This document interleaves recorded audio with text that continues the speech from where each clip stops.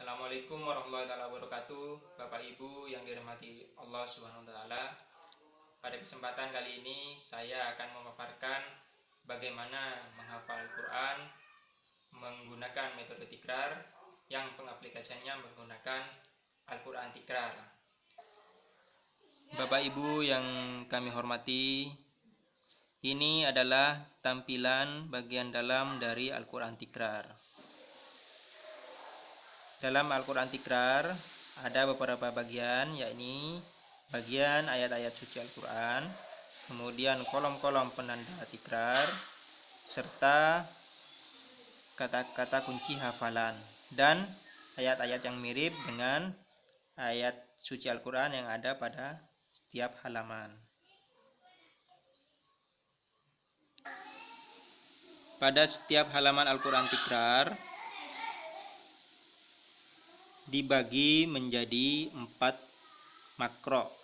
Makro pertama, yakni yang diwarnai dengan bagian wilayah yang berwarna biru. Kemudian makro kedua, yakni yang berwarna putih, luas areanya yang berwarna putih, warna areanya. Dan yang ketiga, warna areanya yang berwarna biru lagi.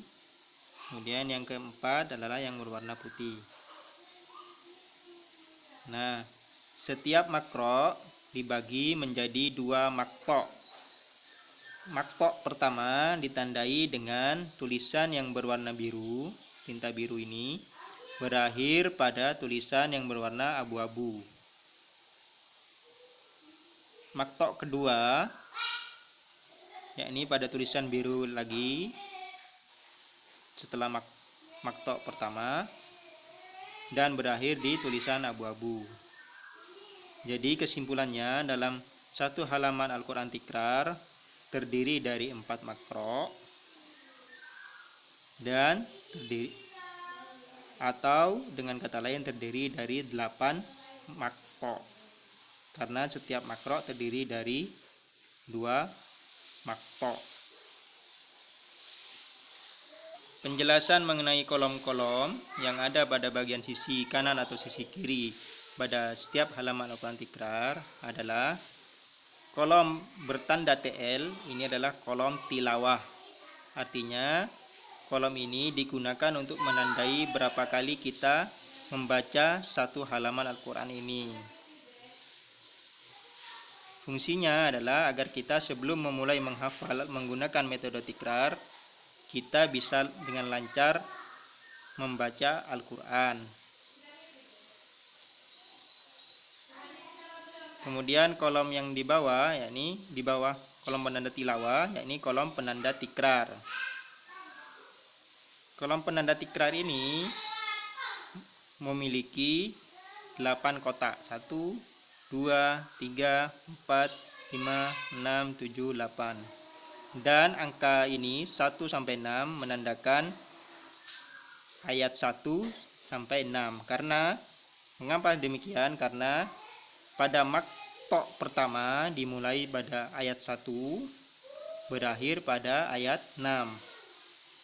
Yang saya contohkan kali ini adalah surat Abasa. Kemudian di bawahnya 7 sampai 12, artinya ayat 7 sampai 12. Mengapa demikian? Karena makto kedua dimulai pada ayat ke-7, berakhir sampai ayat 12 pada tulisan yang berwarna abu-abu ini. Begitu seterusnya. Adapun cara memulai metode tikrar, yakni kita membaca pada makto pertama. Misalkan saya contohkan pada surat Abasa, yakni makto pertama dimulai dari tulisan warna biru pada ayat 1 sampai ayat 6. Maka kita baca Abasa wa tawalla an ja'ahul a'ma wa ma yudrika la'allahu yazzakka aw yadzakkaru fatanfa'ahu dzikra amma man istaghna fa anta lahu tasadda. Maka setelah membaca satu makto, kita beri tanda satu coretan pada kolom pertama pada maktok pertama, yakni pada ayat 1 sampai 6. Kemudian kita membaca lagi untuk yang kedua kalinya, yakni tetap pada ayat 1 sampai 6. Maka kita beri tanda coretan kedua. Untuk yang ketiga kalinya kita beri lagi coretan. Yang keempat, kemudian yang kelima. Setelah kelima maka akan terbentuk bentuk bintang. Artinya setelah terbentuk bentuk bintang pada kolom pertama, pada maktok pertama, yakni ayat 1 dan 6, kita sudah membaca sebanyak 5 kali dari ayat 1 sampai ayat 6 atau dari maktok 1. Kemudian seterusnya dilanjut hingga penuh semua kolom. Nah, apabila sudah penuh semua kolom-kolom ini, maka otomatis kita sudah membaca sebanyak 40 kali. Setelah selesai semua membaca sebanyak 40 kali atau semua kolom pada maktok 1 penuh dengan gambar bintang semacam ini, maka diharapkan insya Allah kita akan bisa mengingat ayat 1 sampai ayat 6 pada surat Ambasa atau maktok 1 pada Ambasa tanpa kita harus menghafalnya. Cukup dengan membacanya.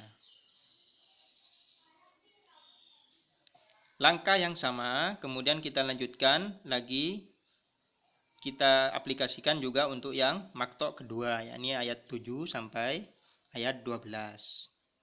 Dibaca sampai semua kolom ini penuh dengan coretan yang menandakan bahwa kita sudah membaca maktok kedua, yakni ayat 7 sampai ayat 12 sebanyak 40 kali. Setelah selesai penuh dua kolom ini, yakni maktok 1 dan maktok 2, berarti kita sudah insya Allah bisa mengingat satu makro pada pada surat Ambasa, yakni pada ayat 1 sampai pada ayat 12. Kemudian di bawah maktok 2, yakni terdapat tulisan TM1, artinya kita ini singkatan dari tilawah makro 1, atau kita diharapkan membaca kembali makro 1, yakni dari ayat 1 sampai ayat 12. Sama perlakuannya seperti kita membaca pertama kali pada maktok pertama, yakni dari ayat pertama sampai ayat ke-6. Setelah selesai semuanya penuh dengan coretan gambar bintang semacam ini, berarti kita sudah melakukan tilawah dari makro pertama, yakni dari ayat 1 sampai ayat 12. Fungsinya dari tikrar makro 1 ini adalah untuk memantapkan hafalan kita pada makro pertama, yakni pada ayat 1 sampai ayat 12.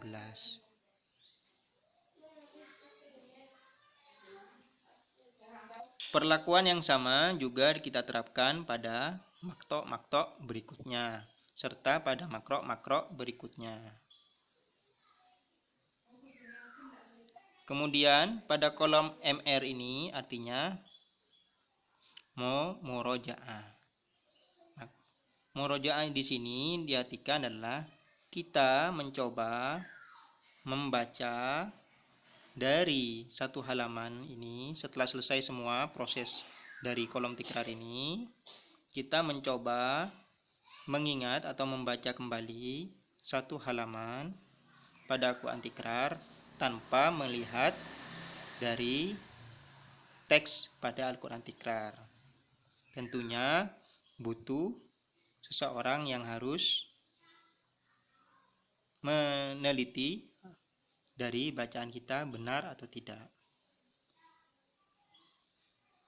Nah, apabila pada proses murojaah ada ayat-ayat yang lupa, kita bisa meminta kepada teman kita untuk memberikan clue atau kata-kata kunci hafalan yang kita lupa. Nah, fungsinya di sini. Kemudian, dalam Al-Quran terdapat ayat-ayat yang mirip dengan surah-surah yang lain. Nah, di sini adalah ayat-ayat yang mirip dengan surah yang lain pada surat Hambasa.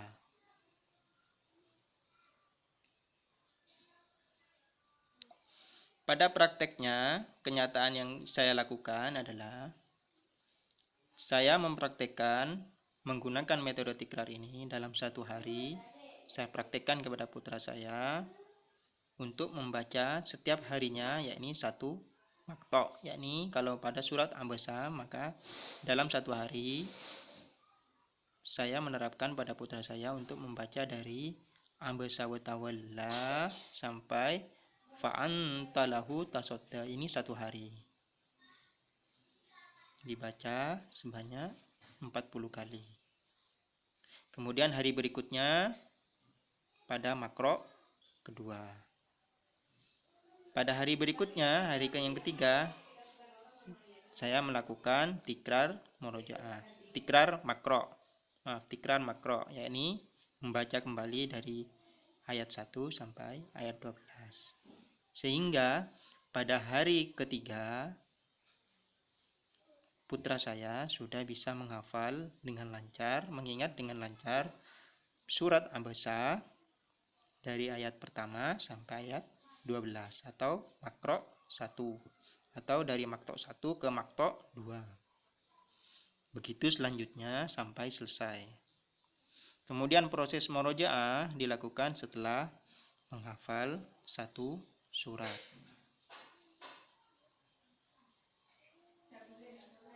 Demikian penjelasan singkat mengenai metode tikrar. Untuk selanjutnya akan saya tuangkan dalam bentuk tulisan sehingga bisa dikomunikasikan antara penjelasan melalui video dan teks yang akan saya paparkan nanti di grup Facebook di Quran Tikrar Care atau di channel Telegram Quran Tikrar Care.